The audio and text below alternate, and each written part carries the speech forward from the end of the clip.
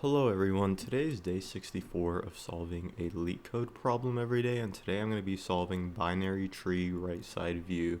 So given the root of a binary tree, imagine yourself standing on the right side of it. Return the values of the nodes you can see ordered from the top to bottom.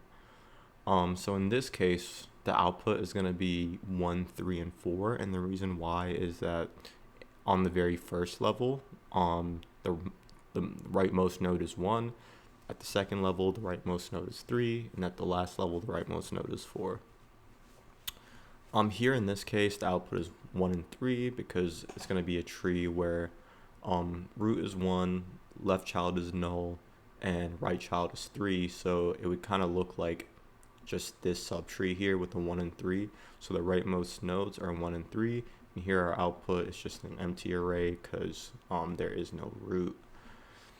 So just based off these examples, what you might initially think is just to traverse the right of the tree. So what I mean by that is you take the root node, you add that to the output, then you go to this right child, you add that to the output, you go to the right child, you add that to the output, you go to the right child again, and that would be the output. The problem with that is let's say we had a tree like this. I don't really know how I'm gonna draw this, but I'll try. So maybe we have a 3 here, and then like we have like a 4. Oops. And then if I go down one more level, maybe there's like a 5 here. So now if we did what we said earlier, we'd add 1 to the output, and we go to the right node, we add 3 to the output, and now there's no more right children. So that means that's the answer, right? 1 and 3. But no, because we still have this 5 over here that we're missing. So we can't just traverse through the right side of the tree. We have to find a different approach. And the approach I'm going to take is by using a level order traversal. So what I mean by that is we're going to traverse the tree level by level, and then each time we're just going to output the very rightmost node in the level to our output. So if this is like a problem that you're attempting, I think that first figuring out how to traverse a tree level order would probably be a problem that you should solve before this one.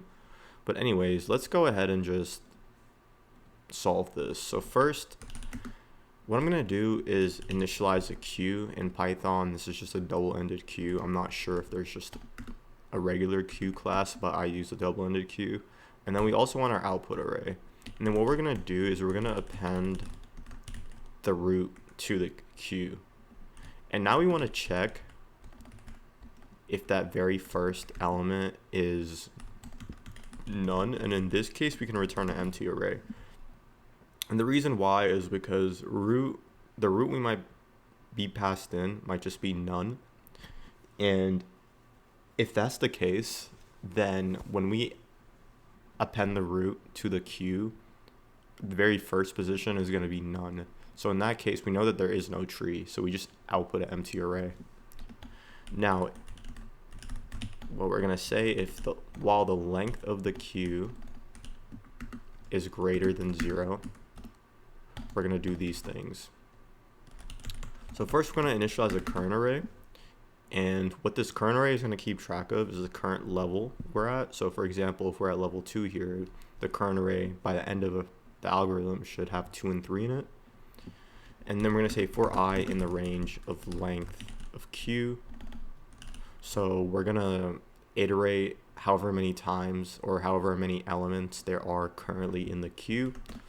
And one thing I want to mention is that even though we might add elements in these iterations, the value here that gets passed in is constant, so it's not going to change even though the length might change. We're passing in a value here. So we're going to grab the current element. So we're going to pop the left element. And if the current element has a left node, we want to append that to the queue. And if the current element has a right node, we also want to append that to the queue. Then after that, since we've processed the current node, we want to append it to our current array. And we're going to append the value since that's what the question is asking us to return the value of the nodes. So once we've iterated through all the nodes that are currently in the queue, so for example, once we start out, the length of the queue is going to be 1 since it's just a root node, and we're going to basically traverse this level while we add the children nodes, and now we're done since there's only one node. What we're going to do is to our output, we're going to append the, so we're going to say length of current array minus 1. So we're just going to append to the output that very last element, since that's going to be the rightmost node since we're going from left to right. So in the end, we can just return the output. So if I submit this, it seems like we got a wrong answer. Here our output was 0, 1, 1, but it expected 1, 3, 4. So let's see what I'm doing wrong here.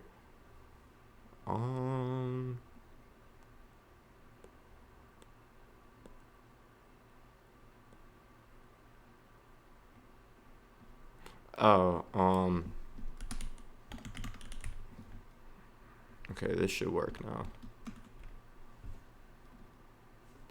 So if I submit that, yeah, so the problem was I was passing the length minus 1 itself. We're trying to pass in the value at the current array of this value, not the value itself. So cool. So just kind of explain a little more about how this algorithm works. So, or just specifically how level order traversal works. So we have the queue, and the queue keeps track, I guess, it basically keeps track of our elements. So for example, at 1 here, we're going to iterate 1 time since the length of the queue is going to be 1. And then to the queue, we're going to add the left and right children. And then now we go again. So the length of the queue is going to be 2. So what we're going to do is we're going to take this element 2, add the left and right children to the queue, and take this element 3, add its left and right children to the queue. And now we're at the next level. And basically we do the same thing. And that's how the level order traversal works. And yeah, so I mean, like I stated earlier, we have this current array to keep track of what the current level looks like. And then here we just to the output, we add the very last element since we're going from left to right. So space complexity of the solution is going to be linear. And the reason why it's going to be linear is because, like, for example, this output array is going to be dependent on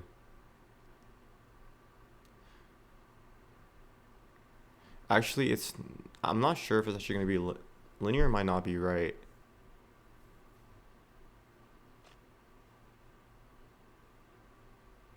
Well, over here, for example, at the current array, the max size of this is going to be the number of leaf nodes. And here in our output, the max length of this is gonna be the height of the tree since we're getting all the rightmost nodes. So I guess this would kind of be like logarithmic space complexity since we're just taking the height and this is a binary tree. And over here, I mean, this is going to reset at each level, but at most the length of this can be however many leaf nodes there are.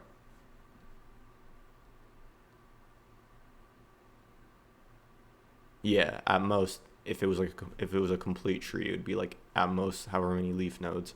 But then, I mean, as in for time complexity, this is going to be linear, and the reason why it's linear is because we're going to process each node once since we have to get 1 and its children and those children. So yeah, that's going to be linear. So yeah, that's my solution for the day.